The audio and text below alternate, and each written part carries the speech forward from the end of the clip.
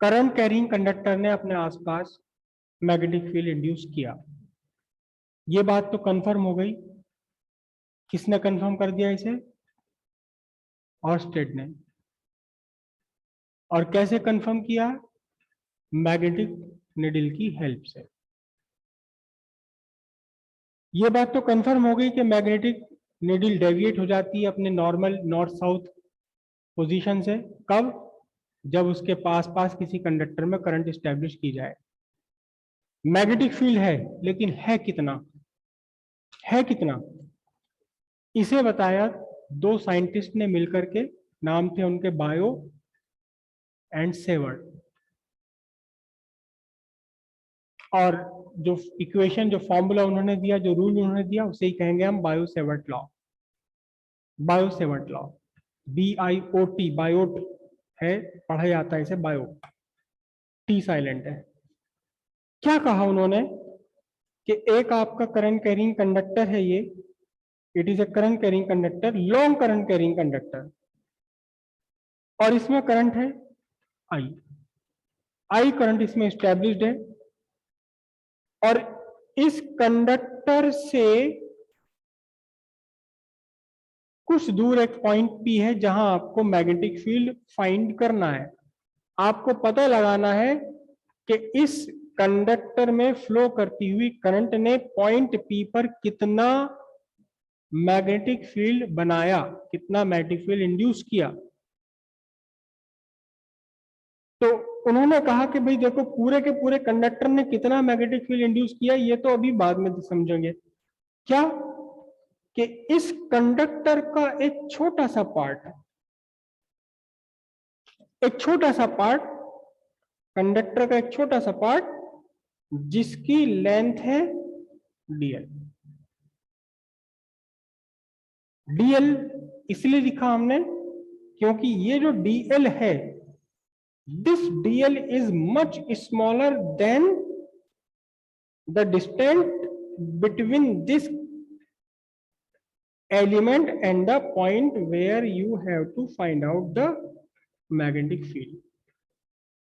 इस r के comparison में इस एलिमेंट, इस छोटे से पार्ट की लेंथ बहुत कम है, इसलिए इसे dl से लिखा। ठीक है। इस एलिमेंट में इस छोटे से पार्ट में कितनी करंट है? करंट है I। तो फिर बायो सेवर्ट ने क्या कहा? उन्होंने ये कहा कि यहां जो मैग्नेटिक फील्ड है पॉइंट P पर मैग्नेटिक फील्ड, उस पॉइंट P पर मैग्नेटिक फील्ड को भी बहुत हल्का सा मैग्नेटिक फील्ड होगा। तो इसलिए इस मैग्नेटिक फील्ड को उन्होंने क्या लिखा? dB, directly proportional to dl। जितनी बड़ी लंबाई आप इसका ले लोगे एलिमेंट की, उतना ही ज्यादा स्ट्रॉन्ग मैग्नेटिक फील्ड होगा। ठीक है।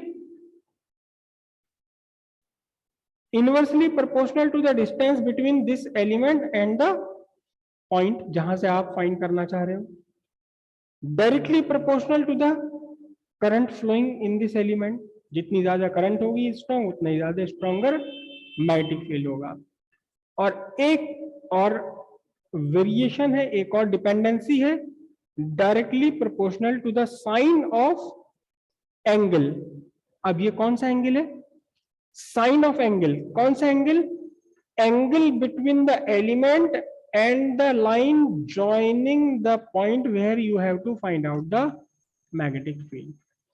इस एलिमेंट और पॉइंट को एलिमेंट के सेंटर से मिलाने वाली लाइन के बीच जो भी एंगल है, उस एंगल की साइन के डायरेक्टली प्रोपोर्शनल है यहां मैग्नेटिक फील्ड। सारी बातें एक साथ अगर लिख दी जाए तो फिर क्या बनेगा? फिर आपका बनता है dB directly proportional IDL sine theta divided by r square. और जब इस प्रोपोर्शनलिटी को हटाया गया प्रैक्टिकली, तो इसकी जगह एक कांस्टेंट आया, प्रोपोर्शनलिटी कांस्टेंट, और यहां वो कांस्टेंट था म्यू नॉट बाय 4 पाई। अब ये म्यू नॉट क्या भला आ गई? म्यू नॉट क्या भला आ गई? ये म्यू नॉट एक नया कांस्टेंट है जिसे कहा जाता है magnetic permeability of free space. अगर फ्री स्पेस में पूरा का पूरा आप ये ऑब्जर्वेशन ले रहे हैं तो this is the magnetic permeability of free space. पीछे हमने पढ़ा था एक एप्सिलॉन नॉट, पूरे के पूरे इलेक्ट्रिसिटी में हमने पढ़ा था एप्सिलॉन नॉट। एप्सिलॉन नॉट था electrical permittivity of free space. ये परमिबिलिटी है, परमिटिविटी नहीं है, दोनों के नेचर अलग अलग है, बिल्कुल अपोजिट है बिल्कुल। तो magnetic permeability of free space. और अगर बाय द वे यहां इस कंडक्टर के चारों तरफ फ्री स्पेस या एयर नहीं है तो फिर यहां क्या ले लेंगे आप? सिंपल सी बात है, मैग्नेटिक परमेबिलिटी ऑफ मीडियम। जो भी मीडियम है, सपोज आपने इसे पानी में डुबो रखा है पूरा, यहाँ कंडक्टर से और पॉइंट पी के बीच सब जगह पानी भरा हुआ है, तो आप क्या लेंगे? यहाँ मैग्नेटिक परमेबिलिटी ऑफ वाटर लिया जाएगा। 4 पाई अपनी अपनी जगह रहेगा। और ये जो रूल बन गया है, ये जो लॉ बना है, this is called Biot-Savart law. क्या कहलाएगा? इस रूल का नाम क्या कहा गया?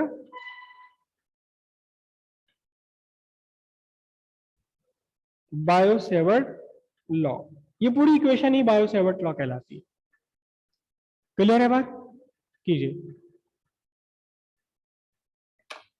और जैसे कि 1/4 पाई पैसे की वैल्यू लिखी थी, यहां μ0/4 की भी एक स्पेसिफिक वैल्यू है, क्योंकि μ0 भी कांस्टेंट है, पाई भी कांस्टेंट, 4 भी कांस्टेंट, 10⁻⁷ टेस्ला मीटर पर एम्पियर। अब ये टेस्ला क्या चीज है? ये टेम्परेचर वाला टी नहीं है, unit of magnetic field, unit of magnetic field यानी बी वेक्टर। बी वेक्टर की जो यूनिट है, ये या तो हम लिखते हैं क्या? TESLA, स्मॉल टी से लिखा जाएगा, कैपिटल टी से नहीं लिखा जाएगा इसको, टेस्ला। दूसरी यूनिट और है इसकी, जिसे हम बोलते हैं weber per square metre. Weber per square metre. अब 1 टेस्ला कितना होता है या 1 वेबर पर स्क्वायर मीटर कितना होता है, ये भी हम आगे डिस्कस करेंगे।